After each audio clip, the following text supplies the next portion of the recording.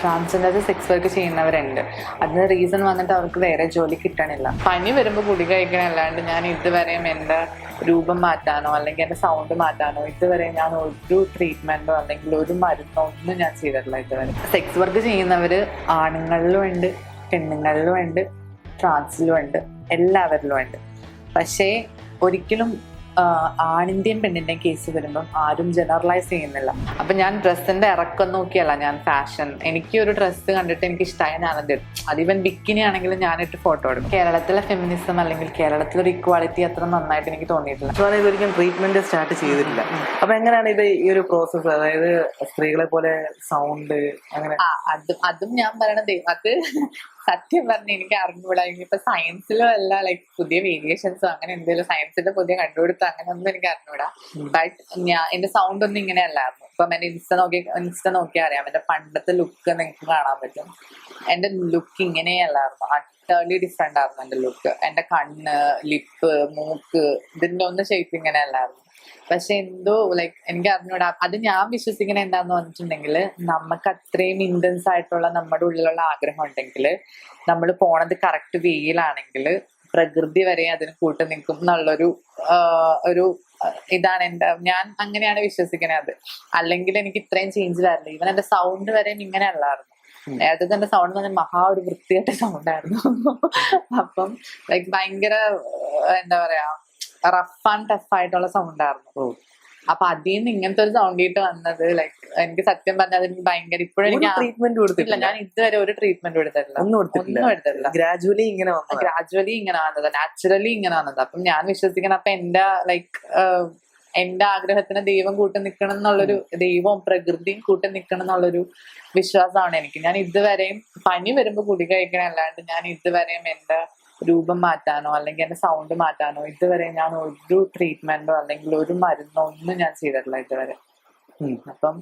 അപ്പൊ ഞാൻ വിശ്വസിക്കണ അങ്ങനെയാണ്, എന്റെ ഉള്ളിലുള്ള ആഗ്രഹം അത്രയും ഇന്റൻസ് ആയിരുന്നു, അത്രയും സത്യസന്ധത ഉള്ളതായിരുന്നു എന്ന് ദൈവത്തിനും പ്രകൃതിക്കൊക്കെ മനസ്സിലായി.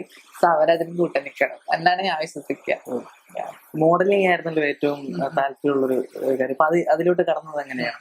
ഞാൻ മോഡലിംഗിലേക്ക് കടന്നത് എങ്ങനെയാണെന്ന് വെച്ചിട്ടുണ്ടെങ്കിൽ, ഞാൻ എന്റെ ഐഡന്റിറ്റി റിവീൽ ചെയ്യണം, അതായത് ഞാൻ ട്രാൻസ് ആണെന്ന് പറഞ്ഞ് റിവീൽ ചെയ്യുന്നത് ഇന്റർവ്യൂ വഴിയായിരുന്നു. അപ്പം എൻ്റെ ഒരു ഫ്രണ്ട് ഉണ്ട്,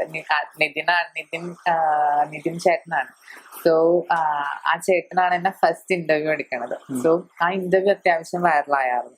സോ അങ്ങനെയാണ് എനിക്ക് ലൈക്ക് അപ്പം ആൾക്കാർ എന്നെ ഷൂട്ടിന് വിളിക്കാൻ തുടങ്ങി. അങ്ങനെയാണ് ഞാൻ ഷൂട്ട് ചെയ്ത് തുടങ്ങണത്. സോ പിന്നെ ലൈക്ക് ഷൂട്ട് ചെയ്ത് ഇൻസ്റ്റാഗ്രാമിൽ പോസ്റ്റ് ചെയ്തിട്ട് ചില എന്റെ ഷൂട്ടുകളൊക്കെ വൈറലായിട്ടുണ്ട്. അങ്ങനെ കയറിപ്പോയി, ദൈവം സഹായിച്ചു. ഒരു ഏതോ crime file, Kerala crime file, അതിൽ ഇപ്പം സെക്കൻഡ് സീരീസിൽ ഏതോ ഒരു ഞാൻ കുഞ്ഞ റോളാണ്, അത് ഞാൻ ചെയ്തിട്ടുണ്ട്. അപ്പൊ ഞാൻ ലൈക്ക് റിലീസ് ആകുമ്പോഴത്തേക്കും എന്റെ സീൻ അച്ചീവ്മെന്റ്. അയ്യോ സത്യം, ലൈക്ക് അതും ഇതേപോലെ തന്നെ എന്റെ ഒരു ഫ്രണ്ട് ഉണ്ട്, ആ ചേട്ടനാണ് എനിക്ക് ലൈക്ക് ഇങ്ങനെ പറഞ്ഞത്, ഇങ്ങനെ ഒരു കാസ്റ്റിംഗ് കോൾ വന്നിട്ടുണ്ട്. അപ്പം അവർക്ക് ആ ചേട്ടൻ എന്റെ നമ്പർ കൊടുത്തു. അപ്പൊ അങ്ങനെ അവർ കണക്ട് ചെയ്ത്, ഞാൻ ഓഡീഷൻ ഉണ്ടായിരുന്നു, ഒരു സീൻ തന്നിട്ട് അഭിനയിച്ച് കാണിക്കാൻ പറഞ്ഞു. അങ്ങനെ അവരെന്നെ സെലക്ട് ചെയ്തതാണത്. അപ്പൊ അതെന്നെ സംബന്ധിച്ച് ലൈക്ക് എനിക്ക് ആക്ടിങ് എന്ന് പറയുന്നത് അത്യാവശ്യം ഇഷ്ടമുള്ള കാര്യങ്ങളൊക്കെ തന്നെയാണ്. അപ്പം എന്റെ ഫസ്റ്റ് ഡിബറ്റ് ലൈക്ക് ഇത്രയും വലിയ ടീമിനൊപ്പം ആകുമ്പോഴത്തേക്കും കുഞ്ഞു റോളാണ്, പക്ഷെ എന്നെ സംബന്ധിച്ചത് ഭയങ്കര അച്ചീവ്മെന്റ് ഉള്ളത്. അച്ചീവ്മെന്റ് പൊതുവെ നോക്കുകയാണെങ്കിൽ ട്രാൻസ് വുമൻസ് അല്ലെങ്കിൽ ട്രാൻസ്ജെൻഡേഴ്സിനോ ഒരു സെക്സ് വർക്കേഴ്സ് എന്നുള്ളൊരു രീതിയിലുള്ള ഒരു മനോഭാവമാണ് എല്ലാവർക്കും ഉള്ളത്. അപ്പൊ ഇങ്ങനെ ജനറലൈസ് ചെയ്യുന്നതിനോട് എന്താണ് ഐശ്വര്യക്ക് പറയാൻ? ജനറലൈസ് ചെയ്യുന്നതിനോട് എനിക്ക് താല്പര്യമില്ല. കാരണം എന്താണെന്ന് വെച്ചാൽ ട്രാൻസ്ജെൻഡർ സെക്സ് വർക്ക് ചെയ്യുന്നവരുണ്ട്. അതിന് റീസൺ വന്നിട്ട് അവർക്ക് വേറെ ജോലി കിട്ടണില്ല. അപ്പൊ നമ്മളാണെങ്കിലും ഒരു ടൈം കഴിയുമ്പം നമുക്ക് വിശപ്പ് സഹിക്കാണ്ടാവുമ്പോഴത്തേക്കും എന്നെ സംബന്ധിച്ച് ഞാൻ തിങ്ക് ചെയ്യണത് അവരാരെയും കൊല്ലാനോ അല്ലെങ്കിൽ പിടിച്ചു പറിക്കാനോ പോണില്ല. അവർക്ക് ഒരു ഹോപ്പും ഇല്ലാണ്ട് വരുമ്പം അവരുടെ ആകെയുള്ളൊരു സംഭവം എന്ന് പറഞ്ഞാൽ അവരുടെ ശരീരമാണ്, അത് അവർ വിറ്റ് ജീവിക്കുന്നു. ഇതാണ് എന്നെ സംബന്ധിച്ച് ആ തോട്ട്. പക്ഷേ സംഭവം എന്താണെന്ന് വെച്ചിട്ടുണ്ടെങ്കിൽ അവർക്ക് ജോലി കൊടുക്കണില്ല അധികം. ഇപ്പൊ അഥവാ സപ്പോസ് ഇപ്പം ജോലി കൊടുക്കുന്നുണ്ട് എന്നൊക്കെ കൊടുക്കുന്നുണ്ട്. പക്ഷെ മോസ്റ്റ്ലി ഈ ജോലി സ്ഥലത്ത് നടക്കുക ഈ പറഞ്ഞ സെക്ഷൽ അസോൾട്ടും ഇങ്ങനത്തെ കാര്യങ്ങളാണ്. പിന്നെയും ഇപ്പോഴാണ് കുറച്ച് ഒന്ന് സെറ്റായി വന്നത്, പക്ഷെ എന്നാലും ഉണ്ട്. അപ്പം സോ അങ്ങനെയും കൂടി അവർ ഫേസ് ചെയ്യുമ്പോൾ അവർ ഓട്ടോമാറ്റിക്കലി തിങ്ക് ചെയ്യും, എങ്കിൽ പിന്നെ അതായത് ചിലപ്പോൾ അവർക്ക് സാലറി കുറച്ചായിരിക്കും കൊടുക്കുക, പക്ഷെ അതേപോലെ തന്നെ അവർക്ക് സെക്ഷൽ അസോൾട്ട് അവിടെ ഫീൽ ചെയ്യാണ്ടാവും. സോ അവർ ഓട്ടോമാറ്റിക്കലി തിങ്ക് ചെയ്യും എന്തിനാ ഞാനിങ്ങനെ കഷ്ടപ്പെട്ട് ഇവിടെ നിൽക്കണേന്നുള്ളൊരു തോട്ട് വന്നിട്ടാവാം മേ ബി മോസ്റ്റ്ലി ആൾക്കാർ സെക്സ് വർക്കിട്ട് പോണത്. സോ പിന്നെ ജനറലൈസ് ചെയ്യണതിന്റെ കാര്യം എന്ന് പറഞ്ഞിട്ടുണ്ടെങ്കിൽ ഞാൻ പറയട്ടെ, സെക്സ് വർക്ക് ചെയ്യുന്നവര് ആണുങ്ങളിലും ഉണ്ട്, പെണ്ണുങ്ങളിലും ഉണ്ട്, ട്രാൻസിലും ഉണ്ട്, എല്ലാവരിലും ഉണ്ട്. പക്ഷേ ഒരിക്കലും ആണിന്റെയും പെണ്ണിന്റെയും കേസ് വരുമ്പം ആരും ജനറലൈസ് ചെയ്യുന്നില്ല. കാരണം ഇപ്പം നമ്മൾ എക്സാമ്പിൾ എടുക്കുവാണെങ്കിൽ ആണുങ്ങളാണ് മിക്ക റേപ്പ് കേസിലും പ്രതിയായിട്ട് വന്നത് എന്ന് വെച്ച് നമ്മൾ എല്ലാ ആണുങ്ങളെയും റേപ്പിസ്റ്റ് എന്ന് പറയാറില്ല. അതേപോലെ തന്നെ പെണ്ണുങ്ങൾ ഇപ്പം കുഞ്ഞിനെ കൊല്ലുന്നു, അങ്ങനത്തെ കുറെ ഇഷ്യൂ വന്നിട്ടുണ്ട്. പിഞ്ചു കുഞ്ഞുങ്ങളെ ജനിച്ച കുഞ്ഞുങ്ങളെ അപ്പം തന്നെ കൊല്ലണം, അങ്ങനത്തെ കുറെ ഇഷ്യൂ വന്നിട്ടുണ്ട്. എന്ന് വെച്ച് എല്ലാ ഗേൾസിനെയും നമ്മൾ ആ ഒരു കണ്ണി കാണുമോ? ഇല്ല. പക്ഷെ ട്രാൻസിന്റെ കേസ് വരുമ്പോൾ മാത്രം ഒരാൾ ചെയ്തിട്ടുണ്ടെങ്കിൽ എല്ലാവരിലേക്കും ബ്ലെയിം വരും. സോ ആ ഒരു മനോഭാവം എനിക്ക് മാറ്റണമെന്നുണ്ട്. കാരണം തെറ്റ് ചെയ്യുന്നത് വ്യക്തികളാണ്, ഒറ്റ വ്യക്തിയാണ് തെറ്റ് ചെയ്യുന്നത്. അതൊരിക്കലും നമ്മൾ ജനറലൈസ് ചെയ്യരുത്. ക്യാമറയെ കൂടെ നോക്കി പറഞ്ഞേക്കുന്നത് അതന്നെ. അപ്പൊ തെറ്റ് ചെയ്യുന്നത് ഒരു വ്യക്തിയാണ്, അപ്പൊ നമ്മൾ ആരെയും ജനറലൈസ് ചെയ്യരുത്. തെറ്റ് ചെയ്യുന്നത് വ്യക്തികൾ മാത്രം. അപ്പൊ നമ്മൾ ആ വ്യക്തിനെ മാത്രം ബ്ലെയിം ചെയ്യുക, അല്ലാണ്ട് ഒരിക്കലും ജനറലൈസ് ചെയ്യരുത്. ഈശ്വരനിക്ക് എന്തെങ്കിലും അങ്ങനെ അത്തരത്തിലുള്ള അനുഭവങ്ങളുണ്ട്? അതായത് ഈ ഇപ്പം ട്രാൻസ് വുമൻസ് അല്ലെങ്കിൽ ഇതേപോലുള്ള സെക്സ് വർക്കേഴ്സ് ആണെന്ന് പൊതുവായിട്ടുള്ള മനോഭാവം ഇവരുടെ ഇടയിൽ ഉണ്ടായതുകൊണ്ട് തന്നെ ഈശ്വരനിക്ക് അങ്ങനെ എന്തെങ്കിലും ഒരു അനുഭവം ഉണ്ടായിട്ടുണ്ടോ? എനിക്ക് അങ്ങനെ ജനറലൈസ് അതായത് ഇതിപ്പോ ഞാൻ ഒരു ഗ്യാങ്ങിനെ പറ്റിയാ പറയണം. അപ്പൊ ചിലപ്പോ ഈ ഒരു പാട്ട് വരുമ്പോഴത്തേക്ക് അവരെന്നെ ട്രോളാൻ ചാൻസ് ഉണ്ട്. പക്ഷെ എന്നാലും ഞാൻ പറയാം, ട്രോളിക്കോട്ടെ. ഒരു ലൈക്ക് ഇപ്പം ഇൻസ്റ്റഗ്രാം നോക്കിയാൽ അറിയാം, ടോക്സിക് വെച്ചിട്ട് പേരുള്ള കുറെ ഗ്യാങ്ങുകളുണ്ട്, ഒരു കൂട്ടം ആൾക്കാർ. അപ്പൊ അവര് പറയുന്നത് ഞങ്ങള് മാനസിക രോഗികളാണ്, ലൈക്ക് ട്രാൻസും അല്ലെങ്കിൽ LGBTQI+ എന്ന് പറയുന്നത് ഒരു ലൈക്ക് മഴവിൽ മാഫിയ, അങ്ങനെയാണ് അവര് പറയണേന്.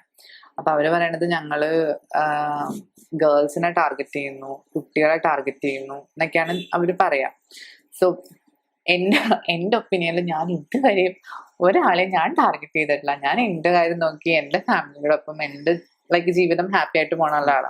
സോ അങ്ങനെ ടാർഗറ്റ് ചെയ്യണവരുണ്ടാവാം, അവർക്ക് ബ്ലെയിം ചെയ്യാം. പക്ഷേ ഞാൻ ഇപ്പോഴും എനിക്ക് ഇവരെ പറ്റി അറിയില്ലായിരുന്നു, ഈ ടോക്സിക് എന്ന് പറഞ്ഞുള്ള ആൾക്കാരെ പറ്റി എനിക്ക് അറിയില്ലായിരുന്നു. പക്ഷെ ഞാൻ ഇവരെ പറ്റി എങ്ങനെ അറിഞ്ഞെന്ന് പറഞ്ഞിട്ടുണ്ടെങ്കിൽ എന്റെ ഇൻസ്റ്റഗ്രാമിൽ ഞാൻ എന്റെ അച്ഛൻ്റെ ഒപ്പം നിൽക്കുന്ന ഒരു ഫോട്ടോ ഇട്ടിട്ടുണ്ടായിരുന്നു. അപ്പം അതിന്റെ അടിയിൽ ഒരു പെർട്ടിക്കുലർ ID വന്നിട്ട് കമന്റ് ചെയ്യുവാണ്, എന്റെ അച്ഛൻ ട്രാൻസ് ആയിട്ട് അക്സെപ്റ്റ് ചെയ്തിട്ടുണ്ട്, അപ്പൊ അതുകൊണ്ട് എന്റെ അച്ഛനെ കൊന്നിട്ട് അച്ഛന്റെ ഫോട്ടോ ഭിത്തിയിൽ തൂക്കണം എന്നുള്ളൊരു കമന്റ് വന്നു. അപ്പം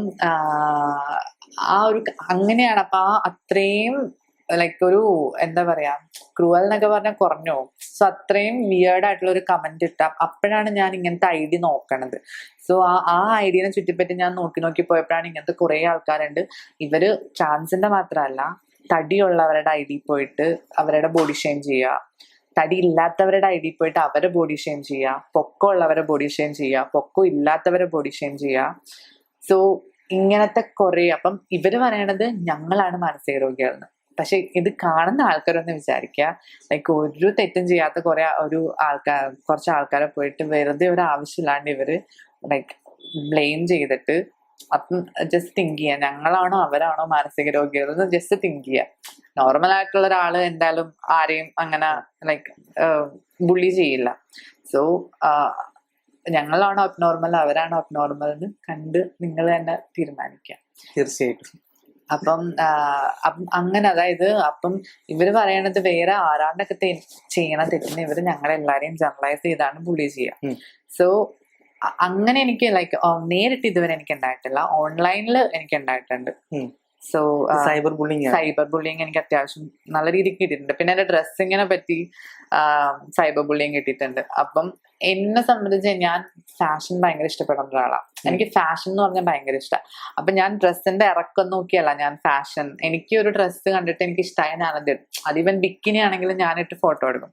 അപ്പം എനിക്കറിയാം, ലൈക്ക് നമുക്കറിയാമല്ലോ ഒരു ഒക്കേഷൻ അതിനനുസരിച്ചുള്ള ഡ്രസ്സ് ഉണ്ട്. ഇപ്പൊ ഞാൻ ഒരിക്കലും ബിക്കിനി ഇട്ട് അമ്പലത്തിൽ പോവില്ല. സോ ആ ഒരു ബോധം എനിക്കുണ്ട്. അപ്പം എനിക്കറിയാം ഞാൻ എങ്ങനെ ഡ്രസ്സ് ചെയ്യണം എന്നുള്ള കാര്യം. അപ്പൊ ഞാനിപ്പോ ഒരു ബോൾഡ് ഡ്രസ്സ് ഇട്ടിട്ടുണ്ടെങ്കിൽ അതിന്റെ അടിയിൽ വന്ന ആൾക്കാർ കമന്റ് ചെയ്യുക, എന്താണ് മാന്യമല്ലാത്ത വസ്ത്രം, പിന്നെന്താണ്, അങ്ങനെ കുറെ കമന്റുകളുണ്ട്. അപ്പൊ ഞാൻ ചോദിക്കുന്നത് അതാണ്, ഇപ്പൊ ഒരാളുടെ ക്യാരക്ടർ അയാളുടെ ഡ്രസ്സായിട്ട് കണക്ട് ചെയ്യണ ഒരു ലോജിക്ക് എനിക്കറിയില്ല. സോ ഇപ്പം ഒരാളുടെ ക്യാരക്ടർ അയാളുടെ ഡ്രസ്സായിട്ടാണ് കണക്ട് ചെയ്യും. ഇപ്പം ഞാൻ ചെറിയ ഡ്രസ്സ് അല്ലെങ്കിൽ എന്റെ ബോഡി എക്സ്പോസ് ചെയ്യുന്ന ഡ്രസ്സ് ഞാൻ ഇട്ടാ ഞാൻ ക്യാരക്ടർലെസ് ആണെങ്കിൽ കഷായം രേഷ്മ കൂടത്തായി ജോളി ഇവരൊക്കെ ഈ പറഞ്ഞ സൊസൈറ്റിയുടെ സോക്കോൾഡ് മാന്യമായ ഡ്രസ് ഇട്ട് വളരെ പ്രസക്തമായ ചോദ്യം. ജീവിക്കുന്ന ആൾക്കാരാണ്. സോ അങ്ങനെയാണെങ്കിൽ ഈ പറഞ്ഞ ആൾക്കാരൊക്കെ ഇവരെ പോയിട്ട് പൂജിക്കണ്ടേ? അതെ, നിങ്ങൾ ചിന്തിക്കേണ്ട സമയം ആയിരിക്കുന്നു കേട്ടോ. അതാണ്. അപ്പം ഒരിക്കലും നമ്മുടെ ഡ്രസ്സിലല്ല നമ്മുടെ ക്യാരക്ടർ ഇരിക്കുക. എന്നെ സംബന്ധിച്ച് ഞാനിപ്പോ ഒരാളോട് റെസ്പെക്ട് കൊടുക്കുക, അയാൾ വേറൊരാളെ എങ്ങനെ ട്രീറ്റ് ചെയ്യുന്നു എന്നുള്ള രീതിക്ക്, അതാണ്. അല്ലാണ്ട് അയാൾ എന്തിടുന്നു, അയാൾ എത്ര ഫുഡ് കഴിക്കുന്നു, അയാൾ എത്ര മേക്കപ്പ് ഇടുന്നു, ഇതൊന്നും എന്നെ സംബന്ധിച്ച് എന്നെ ബാധിക്കുന്ന കാര്യമല്ല. ഞാൻ ഒരാൾക്ക് റെസ്പെക്ട് കൊടുക്കുക, അയാൾ വേറൊരാളെ എത്ര നന്നായി ട്രീറ്റ് ചെയ്യുന്നു എന്നുള്ള രീതിക്കാണ്. ഇപ്പൊ നിങ്ങൾക്ക് എന്നെ ജഡ്ജ് ചെയ്യാം, ഞാൻ ആൾക്കാരോട് എങ്ങനെ പെരുമാറുന്നു, അല്ലെങ്കിൽ അത് വെച്ച് നിങ്ങൾക്ക് എന്നെ ജഡ്ജ് ചെയ്യാം. ഒരിക്കലും എന്റെ ഡ്രസ്സോ അല്ലെങ്കിൽ ഞാൻ കഴിക്കുന്ന ഫുഡ്, ഞാൻ എത്ര മേക്കപ്പ് ഇടുന്നു, ഇത് വെച്ച് ജഡ്ജ് ചെയ്യേണ്ട ഒരു ആവശ്യമില്ല. കാരണം അതിന് ലോജിക്കില്ല. ഇപ്പൊ ഈശ്വരയുടെ ജീവിതത്തിലുണ്ടായ ഏറ്റവും ഒരു അതായത് ഇതിന്റെ വലിയൊരു അച്ചീവ്മെന്റ് ആണ് എന്ന് തോന്നിയൊരു നിമിഷമാണ് എന്നെ സംബന്ധിച്ചിട്ടുള്ള ലൈക്ക് കേൾക്കുമ്പോൾ ചിലപ്പോൾ ചെറുതായിട്ട് വന്നാം. പക്ഷെ എനിക്ക് ഭയങ്കര ആഗ്രഹമാണ്. അതായത് പണ്ട് ഞാൻ എന്റെ ട്രാൻസിഷന് മുമ്പ്, എന്റെ ഐഡന്റിറ്റി ഞാൻ റിവീൽ ചെയ്യുന്നതിന് മുമ്പ്, ഞാൻ എന്നെ കസിൻസിന്റെ ഒക്കെ ഒപ്പം ഇരിക്കുമ്പോഴത്തേക്കും ഞങ്ങളെല്ലാരും കൂടി അമ്പലത്തിൽ പോകും. അപ്പൊ അമ്പലത്തിൽ പോകുമ്പോഴത്തേക്കും അല്ലെങ്കിൽ ഒരു കല്യാണം വരുമ്പോഴത്തേക്കും ഇവര് ഡ്രസ്സ് എടുക്കുക, ലൈക്ക് ഇവര് സാരി അല്ലെങ്കിൽ ഗൗണ് കാര്യങ്ങളൊക്കെ ഇടുമ്പോൾ ഞാനിങ്ങനെ മാറി നിന്ന് ഇങ്ങനെ വാച്ച് ചെയ്യും. ലൈക്ക് എനിക്കത് പറ്റില്ല, എനിക്ക് ഭയങ്കര ഇഷ്ടമുള്ള കാര്യം. അപ്പം എനിക്കത് പറ്റുന്നില്ലല്ലോ എന്ന് ഞാനിങ്ങനെ, എനിക്ക് ഭയങ്കര സങ്കടമൊക്കെ വന്നൊരു സമയം ഉണ്ടായിട്ടുണ്ട്. പക്ഷെ അതിൽ നിന്ന് ഇപ്പം എന്റെ ലൈഫ് എന്ന് പറഞ്ഞിട്ടുണ്ടെങ്കിൽ ഞങ്ങൾ കസിൻസ് എല്ലാവരും കൂടി പോകുമ്പോഴത്തേക്കും ഏറ്റവും മുമ്പിൽ നിൽക്കണം ഞാനായിരിക്കും. അമ്പലത്തിൽ പോകാനായിട്ട് ഏറ്റവും അണിഞ്ഞൊരുങ്ങി നിൽക്കണം ഞാനായിരിക്കും. സോ എന്നെ സംബന്ധിച്ച് അത് ഭയങ്കര ഒരു അച്ചീവ്മെന്റ് ആണ് എനിക്ക്. കാരണം ആ ഒരു സമയത്ത് എനിക്ക് ഞാനല്ലാണ്ട് ഞാൻ അഭിനയിച്ചൊരു സമയമുണ്ട്. ലൈക്ക് എന്താ പറയാ, ഒട്ടും, അതായത് ഞാനേ അല്ലാണ്ട് എന്റെ ഒരു ബേസിക്, എന്റെ രീതിക്കൊന്ന് സംസാരിക്കണമെങ്കിൽ പോലും അതിനും ആൾക്കാർ ജഡ്ജ് ചെയ്യാം. അതെന്താ ഇങ്ങനെ സംസാരിക്കണേ, നീട്ടി വലിച്ച് സംസാരിക്കണേ എന്താന്നൊക്കെ പറഞ്ഞ് ജഡ്ജ് ചെയ്യുന്ന ആൾക്കാരുണ്ടായിരുന്നു. സോ എനിക്ക് എന്റെ രീതിയിൽ പോലും സംസാരിക്കാൻ പോലും എനിക്ക് അനുവാദം ഉണ്ടായില്ല. ആ ഒരു ലെവലിൽ നിന്ന് ഇപ്പം എനിക്ക് ഇഷ്ടമുള്ള ഡ്രസ്സ് ഇട്ട് എനിക്ക് എവിടെ വേണമെങ്കിലും നടക്കാം, എനിക്ക് ഇഷ്ടമുള്ള രീതിയിൽ സംസാരിക്കാം. എന്റെ കസിൻസിന്റെ ഒപ്പം എനിക്ക് സാരി ഉടുത്ത് അമ്പലത്തിൽ പോവാം, എനിക്ക് വളയിടാം, മാലയിടാം. സോ ഇതൊക്കെ എന്നെ സംബന്ധിച്ച് എന്റെ ലൈക്ക് ഭയങ്കര അച്ചീവ്മെന്റ്സ് ആണ്. എന്നെ സംബന്ധിച്ച് ലൈക്ക് എന്താ പറയാ, എന്റെ ലൈഫില് ഞാൻ ഒരിക്കലും പ്രതീക്ഷിക്കാത്ത കാര്യങ്ങളാണ്. ഞാൻ വിചാരിച്ചത് എന്റെ ലൈഫ് ഞാനിങ്ങനെ അഭിനയിച്ച് ഒരു സൂയിസൈഡ് അല്ലെങ്കിൽ ആ ഒരു ലെവലിൽ ഞാൻ തീർക്കുന്ന ഓർത്ത്. പക്ഷെ അതിൽ നിന്ന് ഇപ്പം ഞാൻ എന്താ പറയാ, ഇത് കണ്ടുകൊണ്ടിരിക്കുന്ന ആൾക്കാർക്ക് ഞാൻ കൊടുക്കുന്ന ഒരു മെസ്സേജ് എന്ന് പറഞ്ഞിട്ടുണ്ടെങ്കിൽ, നമ്മുടെ ലൈഫിൽ നമ്മൾക്ക് അത്രയും ഒരു ആഗ്രഹം ഉണ്ടെങ്കിൽ നമ്മൾ അത് കറക്റ്റ് വേയിലാ പോണെങ്കിൽ അത് നമുക്ക് വന്ന് ചേരും. അത് ഞാൻ എൻ്റെ ലൈഫിൽ പ്രൂവൺ ആയിട്ടുള്ള ഒരു ഫാക്റ്റ് ആണത്. നമ്മുടെ ആഗ്രഹം അത്രയും സിൻസിയർ ആണെങ്കിൽ പ്രകൃതി വരെ അതിന് കൂട്ടു നിൽക്കും. അത് ലൈക്ക് സെറ്റാണ്. അപ്പൊ നിങ്ങൾ ഒരിക്കലും ഹോപ്പ് വിടരുത്. അതെ, ഇപ്പം ഈശ്വരൻ ഒരു ഡാൻസറും കൂടിയാണല്ലേ. അപ്പൊ ഈ പൊതുവെ ഡാൻസർ ക്ലാസിക്കലല്ലേ? അപ്പൊ പൊതുവെ ആൺകുട്ടികൾ ഡാൻസ് ഇതേപോലെ ക്ലാസിക്കൽ ഡാൻസ് കളിക്കുന്ന രീതിയല്ലേ? ഇല്ല, അതെന്താണെന്നറിയോ, പൊതുവെ എല്ലാവർക്കും ഉള്ളൊരു തെറ്റിദ്ധാരണയാണ് ക്ലാസിക്കൽ ഡാൻസ് പഠിക്കുന്ന ആൺകുട്ടികളാണ് ട്രാൻസ് ആയി മാറുക, അല്ലെങ്കിൽ അവർക്ക് സ്ത്രൈണത വരും എന്നുള്ളൊരു, അത് ശരിക്കും തെറ്റാണ്. കാരണം ഒരു ക്ലാസിക്കൽ ഡാൻസ് പഠിക്കുന്ന ഒരു ആൺകുട്ടി ഒരിക്കലും ലൈക്ക് സ്ത്രൈണത വരൂല. സ്ത്രൈണത വന്നത് ട്രാൻസ് ആയിട്ടുള്ള ഒരു കുട്ടി ഡാൻസ് പഠിക്കുമ്പോഴാണ്. മനസ്സിലായോ? അതായത് ക്ലാസിക്കൽ ഡാൻസ് പഠിച്ചല്ല ട്രാൻസ് ആവണത്. ട്രാൻസ് ആയിട്ടുള്ള ഒരു കുട്ടികൾ, ലൈക്ക് ട്രാൻസ് ആയിട്ടുള്ള ഒരു ആൺകുട്ടിക്കാണ് മോസ്റ്റ്ലി ക്ലാസിക്കൽ ഡാൻസ് പഠിക്കണം എന്നുള്ളൊരു ആഗ്രഹം വരിക. സോ അതാണ്. അപ്പം ആൾക്കാർ ചിന്തിക്കാൻ നേരെ തിരിച്ച, അതായത് ഡാൻസ് കളിച്ചിട്ടാണ് ട്രാൻസ് ആവണേ. ശരിക്കും സംഭവം അങ്ങനെയല്ല. ട്രാൻസ് ആയതുകൊണ്ടാണ് അവർക്ക് ഡാൻസിനോടൊരു ഇഷ്ടം വരുന്നത്. സോ പിന്നെ ആൺകുട്ടികൾക്ക് ഡാൻസ് ഇഷ്ടമാണ്, അവരൊരിക്കലും സ്ത്രൈണത വരില്ല അവർക്ക്. കാരണം നമുക്ക് ഈ പറഞ്ഞ ട്രാൻസ്ജെൻഡർ അല്ലെങ്കിൽ ജെൻഡർ ഡിസ്ഫോറിയ അല്ലെങ്കിൽ ഈ സ്ട്രെയിറ്റ് ബൈ ഇതൊന്നും നമുക്ക് അടിച്ചേൽപ്പിക്കാൻ പറ്റില്ല. ഇപ്പം താൻ സ്ട്രെയിറ്റ് ആണെങ്കിൽ ഞാൻ തന്നോട് കുറെ ക്ലാസ് എടുത്തു തന്ന അല്ലെങ്കിൽ തന്നെ എനിക്ക് ഒരിക്കലും ഫോഴ്സ് ചെയ്തൊരു ട്രാൻസ് ആക്കാൻ പറ്റില്ല. അതേപോലെ ഞാൻ ട്രാൻസ് ആണെങ്കിൽ തനിക്ക് ഒരിക്കലും എന്നെ ക്ലാസ് എടുത്ത് ലൈക്ക് കൗൺസിലിംഗ് ഒന്നും ചെയ്ത് തന്നെ സ്ട്രെയിറ്റ് ആക്കാനും പറ്റില്ല. ബൈ ബർത്ത് കിട്ടുന്ന ഒരു സംഭവമാണ് അത്. സോ അതുകൊണ്ട് തന്നെയാണ് ഇന്ത്യയില് കൺവേർഷൻ തെറാപ്പി പണ്ട് കാലങ്ങളിൽ ട്രാൻസ് കുട്ടികൾ ഓപ്പൺ അപ്പ് ചെയ്യുമ്പോൾ വീട്ടിൽ ട്രാൻസ് ആണ് ഓപ്പൺ അപ്പ് ചെയ്യുമ്പോൾ അവർ നേരെ ഡോക്ടറെ അടുത്ത് കൊണ്ടുപോയി കൺവേർഷൻ തെറാപ്പി, അതായത് ഇവർക്കൊരു കൗൺസിലിംഗ് കൊടുക്കും, ഇവരെ അടിച്ചേൽപ്പിക്കും, സ്ട്രെയിറ്റ് ആവണം എന്നുള്ള രീതിക്ക് അടിച്ചേൽപ്പിക്കും. അങ്ങനെ ഒരു അതിനെ പറയാ കൺവേർഷൻ തെറാപ്പി എന്നാ. സോ അത് പണ്ട് നടന്നൊരു സംഭവം. പക്ഷെ അതിപ്പോ ഇന്ത്യയിൽ ബാൻ ചെയ്തേക്കുക. കാരണം ആൾക്കാർക്ക് മനസ്സിലായി, കാരണം അത്രയും ഫോഴ്സ് ചെയ്ത് ചെയ്യുമ്പോഴത്തേക്കും അത് കുട്ടികളുടെ ഡിപ്രഷൻ അങ്ങനത്തെ പല ഇഷ്യൂസും ഉണ്ടാക്കും. മാറുകയില്ല, അവർക്ക് ഈ പറഞ്ഞ അസുഖങ്ങളെല്ലാം വരുകയും ചെയ്യും. സോ അതുകൊണ്ട് ഇന്ത്യയിൽ അത് ബാൻ ചെയ്തു. സോ ഇന്ത്യയിൽ അത് ബാൻ ചെയ്യണതിന്റെ കാര്യം എന്താ, അത് നോർമലാണ്. ലൈക്ക് ട്രാൻസ്ജെൻഡർ ആവുക അല്ലെങ്കിൽ ജെൻഡർ ഡിസ്ഫോറിയ എന്ന് പറഞ്ഞൊരു കാര്യം നോർമൽ ആണെന്ന് ഹെൽത്ത് ഓർഗനൈസേഷൻസിന് വരെ അറിയാം. പക്ഷേ ആൾക്കാർ വെറുതെ ജഡ്ജ് ചെയ്തിട്ട് അവരുടെ വിചാരം അവിടെ WHO ഇരിക്കുന്നതിനേക്കാളും വലിയ ഡോക്ടർമാരാണ് നാട്ടിലുള്ളവര് എന്നാണ്. ആണായിട്ടും പെണ്ണായിട്ടും ജീവിച്ച ഒരാളാണ് ഇഷ്യുവാണ്. അപ്പം ഈ ഇപ്പം ആണായിട്ട് ജീവിച്ചപ്പോ ഉണ്ടായിരുന്ന ഒരു ആൾക്കാരുടെ സമൂഹത്തിന്റെ കാഴ്ചപ്പാടും പെണ്ണായി ജീവിച്ചു കഴിഞ്ഞാൽ ഉണ്ടായ മാറ്റങ്ങൾ എന്തൊക്കെയാണ്? അതായത് ആണായിട്ട് ജീവിച്ചപ്പോഴത്തേക്കും എനിക്ക് പ്രിവിലേജുകൾ ഉണ്ടായിട്ടുണ്ട്. അതായത് ഇപ്പൊ ഞാൻ തിന്ന പാത്രം എനിക്ക് കഴുകി വെക്കണ്ട, അല്ലെങ്കിൽ വീട്ടു ജോലി എടുക്കണ്ട, ഇങ്ങനത്തെ കുറെ പ്രിവിലേജുകൾ ഉണ്ടായിട്ടുണ്ട്. പക്ഷേ അറ്റ് ദ സെയിം ടൈം ആണുങ്ങൾ അനുഭവിക്കുന്ന കുറെ പ്രശ്നങ്ങളും എനിക്കുണ്ട്. കാരണം എനിക്ക് കരയാൻ പറ്റില്ല, എനിക്ക് സങ്കടം വന്നാൽ കരയാൻ പറ്റില്ല. കാരണം പൊതുവേ ഒരു സൊസൈറ്റിയുടെ വെപ്പ് ആണുങ്ങളായാൽ കരയാൻ പാടില്ല എന്നുള്ളൊരു വെപ്പുണ്ട് പൊതുവെ സൊസൈറ്റിക്ക്. ആണുങ്ങൾ ഭയങ്കര റഫാണ്, ടഫാണ്, അവർ ഇമോഷൻസ് ഒന്നും അധികം പുറത്ത് കാണിക്കരുത്. സോ അത് ഞാൻ അനുഭവിച്ച കാര്യമാണ്. പിന്നെ വന്നിട്ട് പ്രിവിലേജുകൾ എനിക്ക് ഉണ്ടായിട്ടുണ്ട്. ഏത് രാത്രി എനിക്ക് എവിടെ വേണമെങ്കിലും ഇറങ്ങി നടക്കാം. സോ അങ്ങനത്തെ കുറെ ഇഷ്യൂസ് ഉണ്ടായിട്ടുണ്ട്. പക്ഷെ അതൊരിക്കലും ഞാനൊരു എന്താ പറയാ പ്രിവിലേജ് ആയിട്ട് പറയില്ല. കാരണം ആണുങ്ങൾക്ക് ആണുങ്ങളുടേതായ പ്രശ്നമുണ്ട്. അത് നമ്മളൊന്ന് നോക്കിയാൽ തന്നെ കാണാം. പിന്നെ പെണ്ണുങ്ങൾക്ക് പെണ്ണുങ്ങളുടേതായ പ്രശ്നമുണ്ട്. സോ ഞാൻ എന്താ പറയാ, ഞാൻ എപ്പോഴും കാണാറ് ഈ ജെൻഡർ വാറുകൾ നടക്കുന്നത്. അതായത് ഇപ്പൊ തന്നെ മഞ്ഞുമൽ ബോയ്സില് ഗേൾ ക്യാരക്ടർ ഇല്ലാന്നും പറഞ്ഞ്, വുമൺ ക്യാരക്ടർ ഇല്ലാന്നും പറഞ്ഞ് ഒരു ഇഷ്യൂ ഉണ്ടായിരുന്നു. സോ ആ സ്ക്രിപ്റ്റ്, ഒരു സിനിമ പോണത് അതിന്റെ സ്ക്രിപ്റ്റ് വൈസ് ആണല്ലോ. സോ ആ സ്ക്രിപ്റ്റിൽ ഒരു ഗേളിന്റെ ക്യാരക്ടർ പ്ലേസ് ചെയ്യാൻ ആവശ്യമില്ലെങ്കിൽ അത് പ്ലേസ് ചെയ്യരുത്. അതാണ് അതിന്റെ ഭംഗി. സോ അങ്ങനെ കുറെ അനാവശ്യമായിട്ടുള്ള ജെൻഡർ വാറുകൾ ഞാൻ കണ്ടിട്ടുണ്ട്. അപ്പം എന്നെ സംബന്ധിച്ചിട്ട് ഒരിക്കലും എന്താ പറയാ, ഞാൻ വിശ്വസിക്കണ ഇക്വാളിറ്റി അല്ലെങ്കിൽ ഞാനൊരു ഫെമിനിസ്റ്റ് ആണ്. സോ ഞാൻ വിശ്വസിക്കണ ഫെമിനിസം എന്ന് പറഞ്ഞിട്ടുണ്ടെങ്കിൽ ആണും പെണ്ണും ഇങ്ങനെ ഇരിക്കണം. പെണ്ണാണിന്റെ മേലിലും വരണ്ട, ആണ് പെണ്ണിന്റെ മേലിൽ വരണ്ട, താഴ്ത്തും വരണ്ട, രണ്ടുപേരും ഒരേപോലെ പോണം. അപ്പം മോസ്റ്റ്ലി ഇപ്പം എനിക്കറിയാം, ലൈക്ക് കൂലിപ്പണി ചെയ്യണ പെണ്ണുങ്ങളെ എനിക്കറിയാം, വീട്ടുജോലി ചെയ്യണ ആണുങ്ങളെ എനിക്കറിയാം. സോ ഇവരൊക്കെ ലൈഫ് ഹാപ്പി ആയിട്ട് പോണത് എന്താ, ഇവർക്ക് ആ ഈഗോ ഇല്ല. മെയിൽ ഈഗോ അല്ലെങ്കിൽ ഫീമെയിൽ ഈഗോ എന്ന് പറഞ്ഞ കാര്യമില്ല.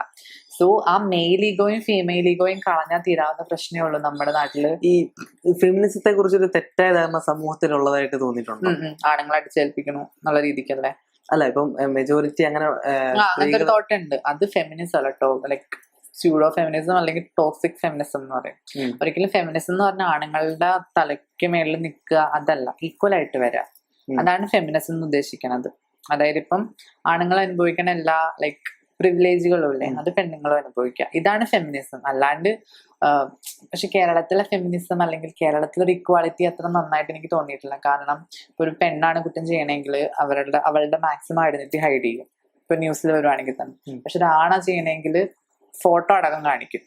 സോ അതൊരു എനിക്ക് തോന്നുന്ന ഒരു ഇക്വാളിറ്റിയാണ്. അതേപോലെ തന്നെ ലൈക്ക് പെണ്ണുങ്ങൾക്ക് പുറത്തിറങ്ങാൻ പേടിയുള്ള ടൈമും ഉണ്ട്. അതിനൊരു കാരണക്കാരനാണ് തന്നെയാണ്, ലൈക്ക് ആണുങ്ങളെ പിടിച്ചിട്ടാണ് പെണ്ണുങ്ങൾ ഇറങ്ങാത്തത്. സോ അതും ഉണ്ട്. അപ്പൊ നമ്മുടെ നാട്ടില് ഇക്വാളിറ്റി എന്ന് പറയണത് കുറച്ച് എനിക്ക് ഇത്തിരി അത്ര ഇതായിട്ട് തോന്നിയിട്ടില്ല. സോ ഇക്വാളിറ്റി എന്ന് പറയുമ്പോൾ ആണുങ്ങളും പെണ്ണുങ്ങളും ഒരേ ലെവലിൽ വരണം. ആരും ആരുടെയും താഴെയും പോകണ്ട, ആരും ആരുടെയും മേളിലും പോകണ്ട. സോ ഞാൻ ഒരു ആണായിട്ടും പെണ്ണായിട്ടും ജീവിച്ചിട്ടുണ്ട്. അപ്പം ഞാൻ ആണുങ്ങളുടേതായിട്ടുള്ള പ്രിവിലേജസും ഡ്രോബാക്സും ഞാൻ അനുഭവിച്ചിട്ടുണ്ട്. ഇപ്പൊ ഞാൻ പെണ്ണായിട്ട് ജീവിക്കുമ്പം എനിക്കിപ്പം രാത്രി പുറത്തിറങ്ങാൻ പേടിയാ, ഒരാള് കൂടിയില്ലാണ്ട് എനിക്ക് ഒറ്റയ്ക്ക് ഇറങ്ങാൻ പറ്റില്ല. സോ അത് ഞാൻ പെണ്ണായതുകൊണ്ട് ഞാൻ അനുഭവിക്കേണ്ട വന്ന ഒരു പ്രശ്നമാണ്.